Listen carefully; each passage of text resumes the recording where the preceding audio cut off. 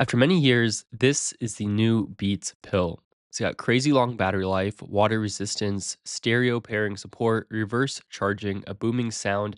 It's a compelling speaker. Let's go ahead and take a look at it. So the design retains the iconic pill shape that we've seen in the past, and it also has some features that are the same and some a little bit different.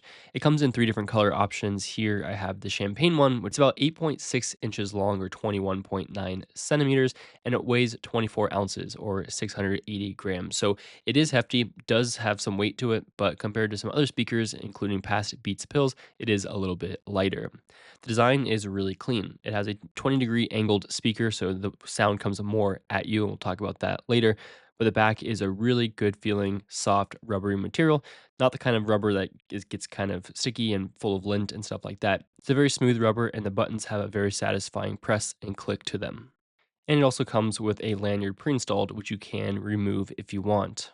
Now, the shape is particularly good because you can take it pretty much anywhere. Anywhere a water bottle fits, this will fit. So it means in a car or the side of your backpack, or you can just hang it from your lanyard. But it's going to be portable, although not the most portable on the market, certainly.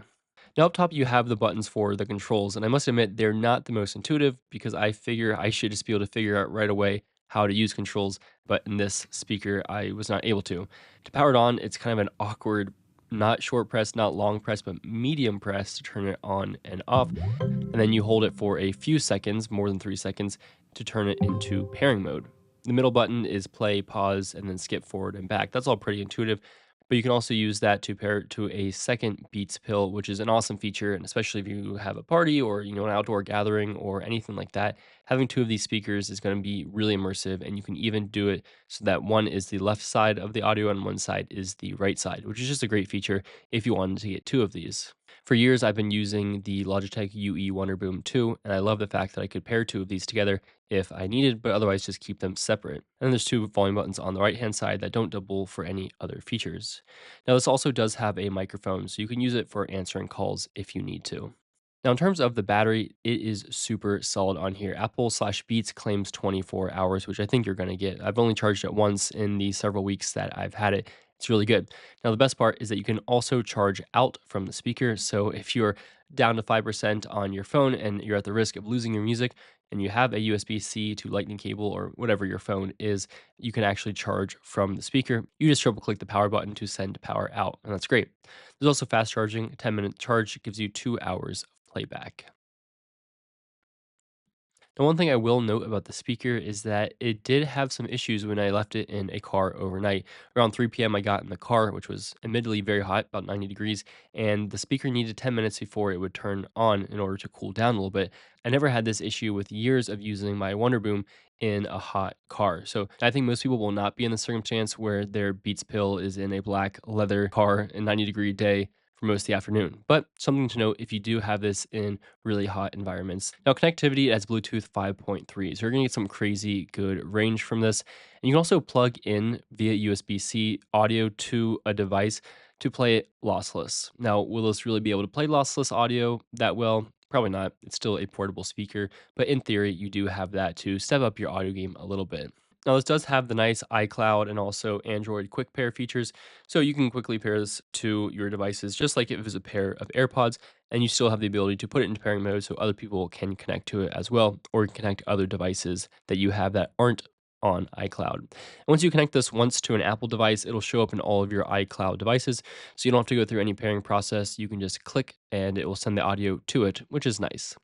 Now, it does have Find My and Google Find My device, but it is a bit limited because it does have to have been connected to a device in order to find it. So it's not like an iPhone where you can just track it down wherever. And if you do the play sound feature, it's not going to work if the speaker isn't on, which I think makes sense, but it's just not super practical overall. Now, this does have IP67 water resistance, which is fantastic. And they're claiming that this is fine for beaches and for being around the water and all that kind of stuff. So water splashing onto it, even submersion should be fine. Now, they do give a whole list of things that you should not put it in. This will be able to withstand rain and water, but I probably wouldn't go intentionally submerging it if I can avoid it. Now, the sound is very loud and very bassy. That was my first impression when I heard this, that it brought some oomph and deep thump to songs that I just hadn't heard listening to other speakers. And I think it sounds really good. Now, I'm far from an audiophile, and I pretty much just know when a speaker sounds bad, and I can't really compare how good the best speakers sound. But for me and my listening, and I think for most of my friends and people who I'm around, this is plenty, plenty good, and sounds really good. It's probably not going to be the best speaker, and you're just limited by the form factor, the shape, and the size, but I think it sounds really good. Now, I did a sound test. It was much louder than a HomePod Mini, much louder than my iPad Pro M4, but about the same size as the much smaller Logitech UE Boom. Now, some of that could have just been the size of the room. It was a small room, and it was playing on a wood table, so it could have just been the way that it was bouncing off the walls and the table, but nonetheless, it gets very, very loud. So all in all, I think that this is an excellent speaker that if you get, you're gonna be happy with it. It's got really, really good battery life. The IP67 is great peace of mind.